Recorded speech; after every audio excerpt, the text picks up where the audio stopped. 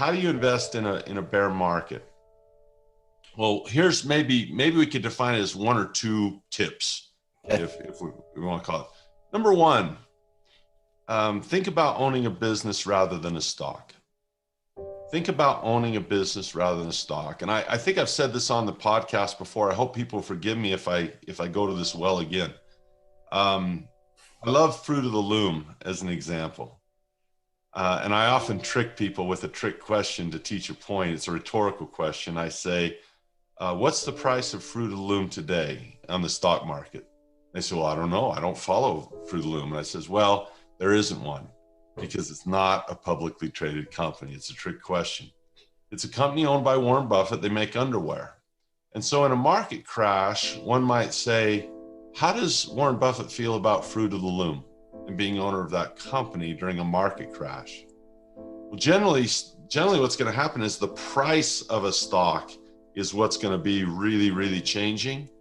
And maybe less so is going to be its earnings, whether people still buy t-shirts and underwear at Fruit of the Loom, or whether they still buy Dairy Queen sundaes, or whether they still buy Heinz ketchup or Fly the Friendly Skies long term.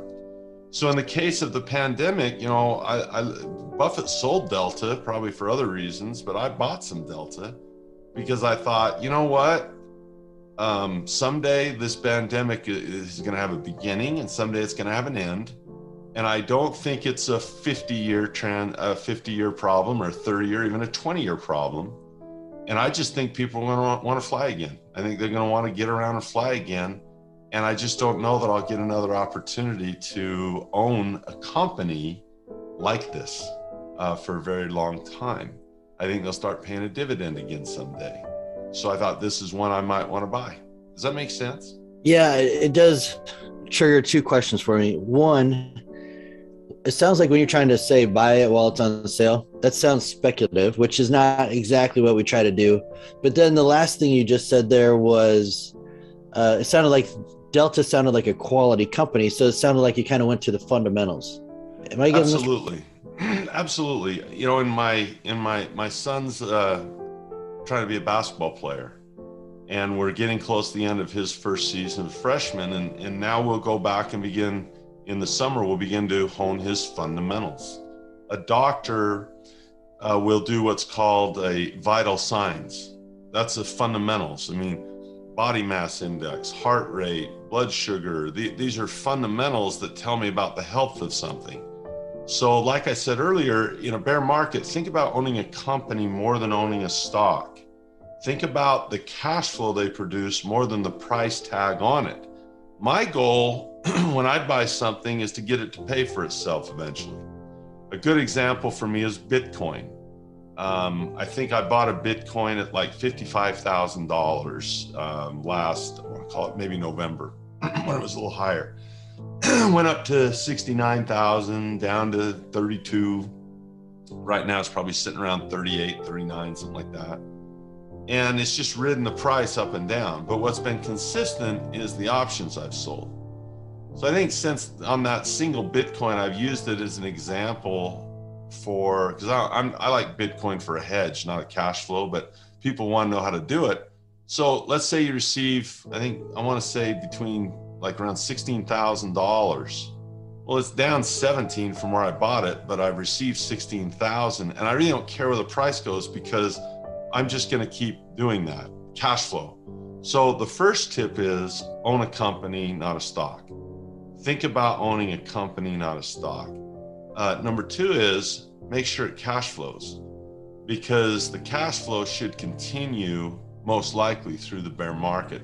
People are going to get Dairy Queen sundaes, buy Duracell batteries, buy insurance, pay their rent by and large.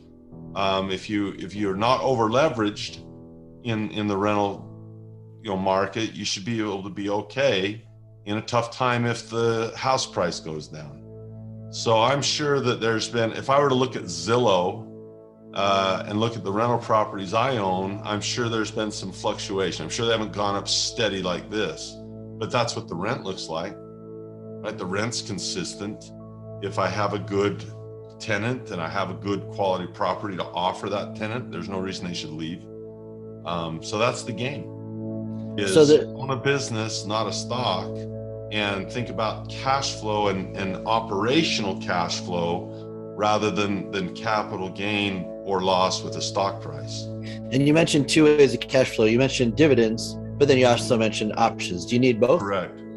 I do. I like options also for protection. I don't think Warren Buffett uses them so much for protection as I would, but I think we both use them to get paid to do things we're willing to do.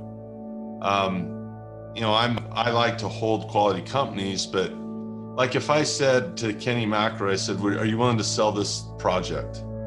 And he's saying no. I says, "That's a lie, because there is a number that will break you and will sell. You will sell. Sure. There's agreed. There is the number where I call it the Godfather number, where I give you an offer you can't refuse." So I'll look at a stock and I'll say, "Hey, in 3 weeks, if it was clearing the heck up here, I think that would be temporary. There would be a correction. I get a chance to buy it again. And if you're going to give me that bird in the hand, I'll sell it to you." Well, that's an out of the money call. I get paid for making that offer or taking that offer I can't refuse. And most of the time it never gets there. When it does, now I got to do some fancy footwork and make some decisions. But, 80, 90% of the time, it just doesn't even get there. I just collect the money. Right. That's cool. But there's an education to that. There's also offers. A good example is Snowflake. Snowflake's way down, and Buffett bought that pre-IPO, right?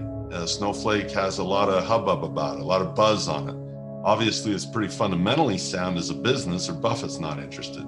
But his stock price way down, and I wrote puts for months in our mentor club each week. For months, we wrote puts saying if it falls and gets cheap enough, we'll buy it. And it would never get there, and we just keep the premium for the promise, and we keep it. Finally, it got down there during this last correction, and we were able to buy it pretty darn cheap.